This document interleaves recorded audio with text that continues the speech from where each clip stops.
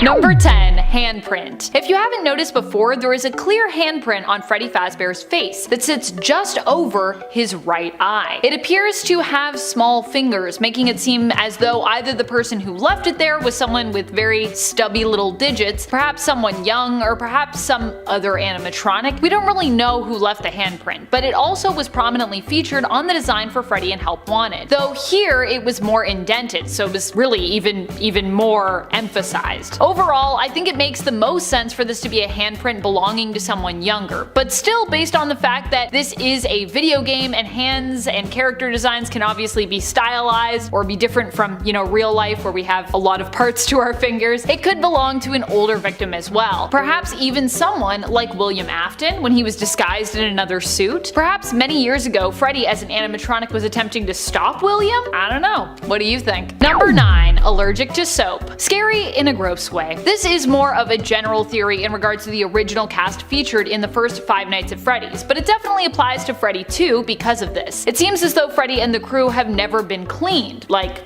ever, since they went into service, and have likely never been serviced either, as the kids who went missing were never found. So, you'd have to actually do maintenance on them to find the kids, and they never found them, so you know what I'm saying. The evidence for this theory comes from something that Phone Guy says, stating on one of his recordings that he too would probably be in a bad mood if he hadn't had a bath in 20 years. This implies that the animatronics have seriously never been cleaned. Perhaps because doing so presumably causes damage to them. In fact, soap could be an effective tool used against the animatronics, now that I think about it, if you were thinking of doing harm to them. Just like wash them until they're destroyed. It is weird though, and pretty gross, that they haven't been cleaned or serviced in years. Even when I worked at a laser tag place, we cleaned and serviced our lasers and their packs regularly. And we actually used a special solution which would disinfect and clean without doing any damage to the inner workings of the lasers or the packs. Something I would suggest they invest in maybe at Freddy's. And friends, before we move on to the next part of this list, just a quick reminder to go down there and smash that like button. Every time you smash that like button, a new theory is uncovered somewhere. Is that a new FNAF theory I hear right now? Yeah, I feel like there was a few clicks. Number 8. Freddy killed Phone Guy. While we do hear Golden Freddy's jump scare at the end of the phone recording on night 4, we also hear Freddy's music, implying that Phone Guy ran out of power. It is possible that all animatronics were actually present at this time and that maybe we just didn't hear all of them, and that Freddy therefore also took part in ending Phone Guy. Otherwise, I would suggest that Golden Freddy at least didn't work alone, as Freddy was also there too. It would make sense that the two Freddys might team up to take down Phone Guy together, sharing in their victory over him. Which brings me to another point. Number 7. Shared consciousnesses? I guess we could say it that way too. What if all Freddys have a shared consciousness? A hive mind, if you will. The fact that they both make an appearance on the recording for night 4 where both can be heard could be used as evidence for this point. The message, "It's me," could actually have been misinterpreted by all of us and instead be Golden Freddy's attempt to let us know that the animatronic is actually also Freddy. Perhaps even Fredbear as well. Perhaps even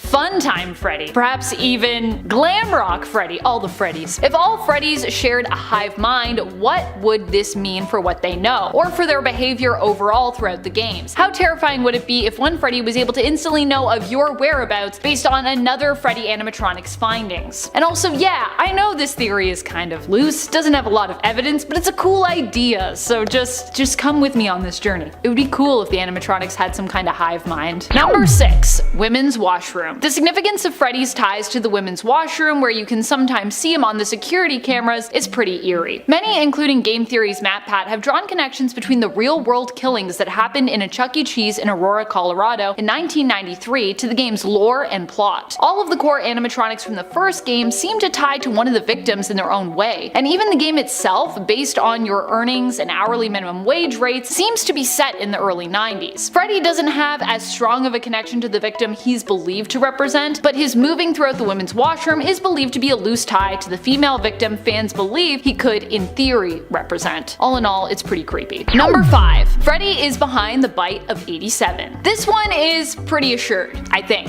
at this point. But also, there are multiple bites, and timelines are a bit, or well, a lot, unstable in the FNAF world. So also, maybe this isn't as confirmed as we all think it is. Who knows? Based on the cutscene we get in FNAF 4 where Crying Child attends the birthday party, it seems as though Freddy is behind that big bite, sinking his teeth into CC's head and in fact crushing it completely. I mean, I know they say that it was part of his brain, his frontal lobe, that was damaged, but I don't know. It looks to me like it was really the whole head there that got damaged. Youch. Which is also why I'm like, is this the same bite? Do we really know? I don't know. There is pretty solid evidence, obviously, to back this one up though. Although the timeline still remains something that really could be changed up at almost any point, as it's not quite as concrete throughout the games. I don't even, I mean, you know, we've talked about the timeline before, friends. You know how crazy it is. Number 4, Freddy is alive! What if we are wrong about the animatronics, or at least Freddy, and instead of being possessed by a spirit, he is in complete control because he is alive, and in fact, an artificial intelligence? What if Freddy is the leader of the crew who planted murderous intentions in their heads because he is capable of independent thought, so he can actually manipulate others and is truly pure evil? In fact, if Freddy were actually the one in control the whole time, the spirit within him would be even more trapped than the others because it would have zero control. I just also like the idea of like AIs coming to life and being like, ha ha ha, I will do harm to you. Number 3, Freddy is possessed. On the other hand, there is the more solid theory that Freddy is in fact possessed, like the other core crew, by one of the spirits of the missing kids. Of course, initially we didn't really know just which child it could be, but from what we learned in the first game surrounding the mystery of the missing kids, it's heavily implied that the animatronics are in fact possessed by their vengeful spirits, and likely were used as a final resting place for their bodies based on the foul odor and pus and blood that was found in and around the animatronics. We also get more evidence to support the spirit's existence and possession of said animatronics in the minigames featured in FNAF 3. Number 2, Gabriel. Gabriel is believed to be the victim whose spirit lives on and possesses Freddy. Remember when I was like, oh, we don't really know who it is? We kinda do know who it is, sort of, if you believe this theory to be true. Where do we get the name Gabriel? From the gravestones featured in FNAF 6, which seem to have a very particular layout and order on the screen that matches up with the ending screen that we see in FNAF 3, where the animatronics' heads also lay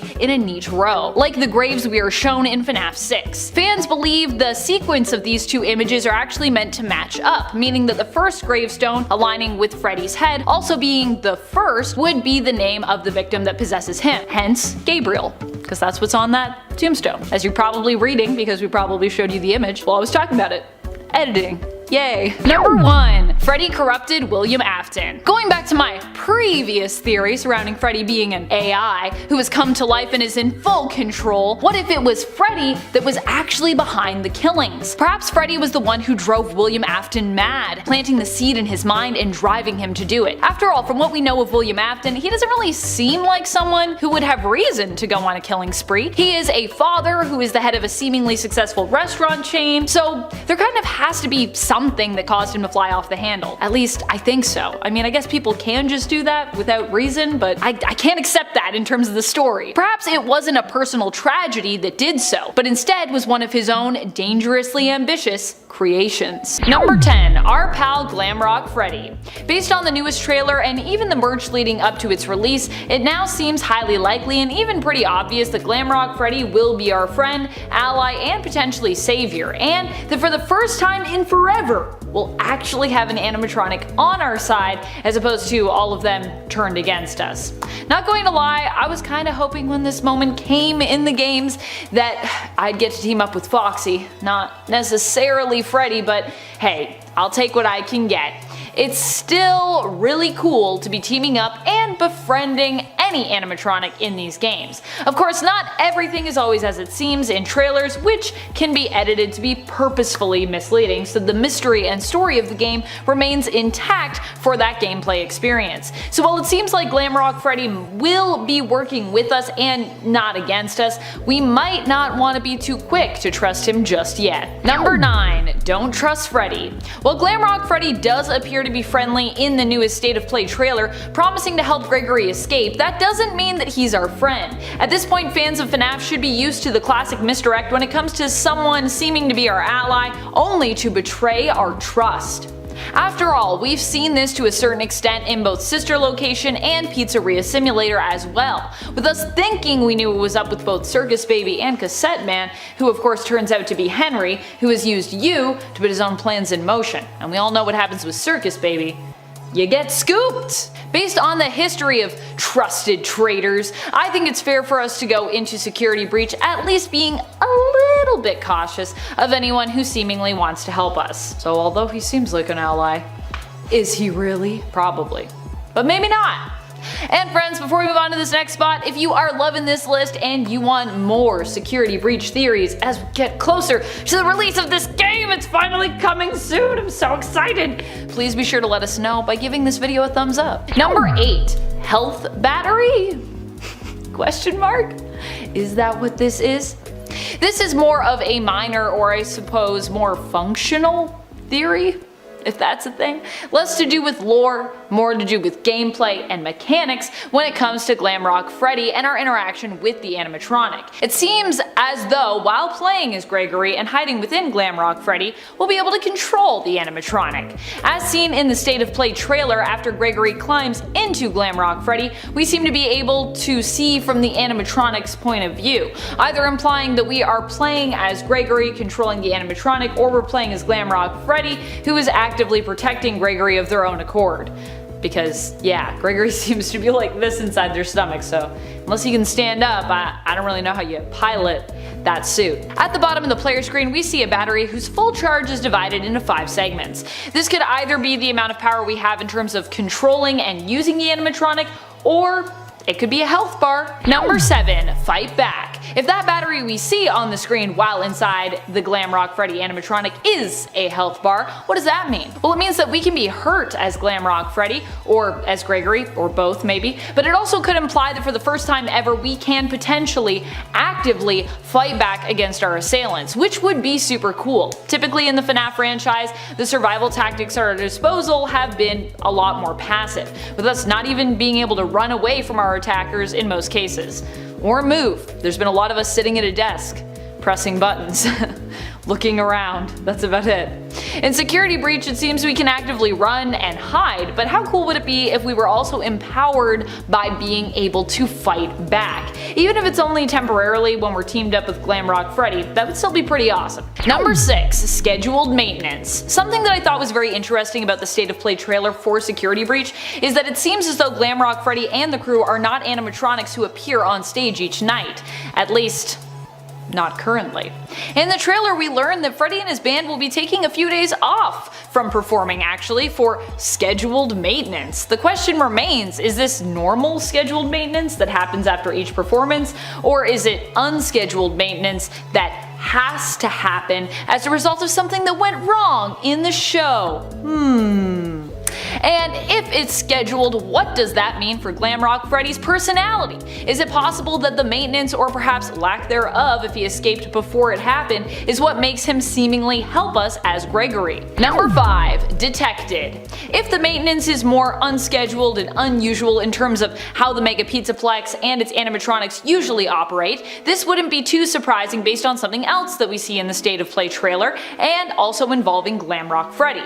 There is a part of the trailer where we seem to see from Glamrock Freddy's perspective where he drops his microphone as he falls down. As if from his own point of view, we see a notification that seems to come up on, I guess, his view, what he sees, which declares that a child has been detected. At least that's what it seems to be declaring. It says detected, and there's a little picture of a person.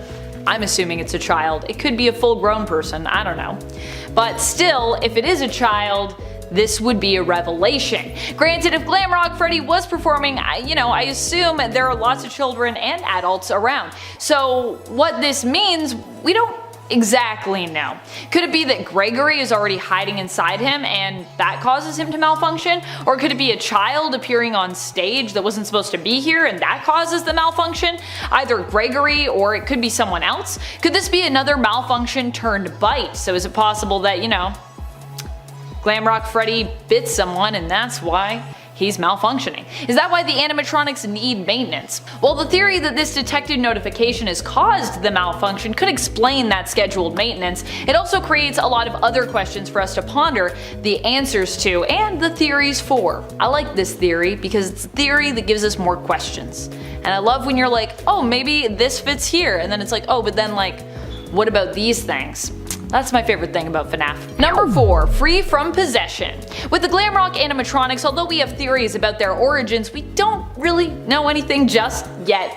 Specifically in terms of where they came from, or how haunted they are. It's therefore possible that Glamrock Freddy, unlike original Freddy or Golden Freddy, may not be possessed. This could perhaps be why he appears to act friendly towards us in the trailers. It could be that because there is, no vengeful spirit within him, that he has no reason to act viciously or violently towards us or anyone else. Instead, he truly does want to make sure children have a safe and fun time at the Mega Pizzaplex, so we might actually get to see and experience what an animatronic behaving the way they were originally intended and created to looks like, or at least how we'd assume they were originally designed to be. Of course, William and possibly Henry could have had some other intentions for how they wanted them to act or their motivations behind what they wanted them to do, but I don't think so. I think originally, at least, it was about entertaining kids, I think. Number 3. Not so vengeful spirit. On the other hand, as we don't have a lot of intel yet on this, it is equally possible that Freddy could be possessed indeed. However, in this case, he still doesn't seem to be acting vengefully here, unless the vengeance shows up in a different way. Many times we've played as more grown-up, adult security guards in this franchise. I think this might be the first time a leading protagonist, or at least what we assume to be the protagonist, is not an adult but is instead a child with Gregory. And so it could be possible that if there is a spirit within Glamrock Freddy, and if the spirit also belongs to a child, as so many of these spirits in this franchise do, that they inherently want to help Gregory because they recognize he is also a child in peril, like they once were. If this is the explanation behind Glamrock Freddy's seemingly helpful and protective nature, then it's likely they are the only animatronic who is possessed, as the others seem more mindlessly hellbent on harming or capturing Gregory. Either that or these other animatronics are possessed but something is manipulating them. Number 2. Cousin Freddy? My old cousin Glamrock Freddy. What if Glamrock Freddy is actually helping us because he's possessed by a very special spirit? Not just any old spirit, but instead one very close to us as Gregory. What if Gregory is related to one of the victims in some way? It could be a long deceased cousin, aunt, or uncle who was a victim that ended up being bonded to the animatronic. After all, there have been theories about how this new game will introduce a ton of new characters, so it could also be introducing us to, or at least expanding upon, a new family who will be taking the place of the Aftons when it comes to them being the main focus. If Glamrock Freddy was possessed by a deceased relative of Gregory's, this would definitely explain their intention to help Gregory no matter the cost, and help to strengthen their commitment to help Gregory escape whoever is pursuing them. Likely the other Mega Pizzaplex animatronics, Vanny, and Glitchtrap. Number 1. Friend to the end. While we've talked about Glamrock Freddy's potential motivations for helping us, and even the possibility of him betraying us, we haven't talked about our theories for how this alliance could end up. One of the things that seems likely if he remains loyal is that Glamrock Freddy won't end up surviving this game. After all, if Glitchtrap, aka William Afton, returns, an animatronic or in human form, to the physical plane of existence, you can bet he won't be happy about Freddy helping Gregory. It seems likely that Glamrock Freddy in the end will be forced to sacrifice himself to save Gregory and help him get away. At least for now. Granted, who knows if Gregory will continue to be safe in the future. After all, this could just be the beginning of his story, even as it might be the end of Glamrock Freddy's. I'm already mourning the loss of him. I'm already like, rest in peace, Glamrock Freddy. You were great. Now you're gone.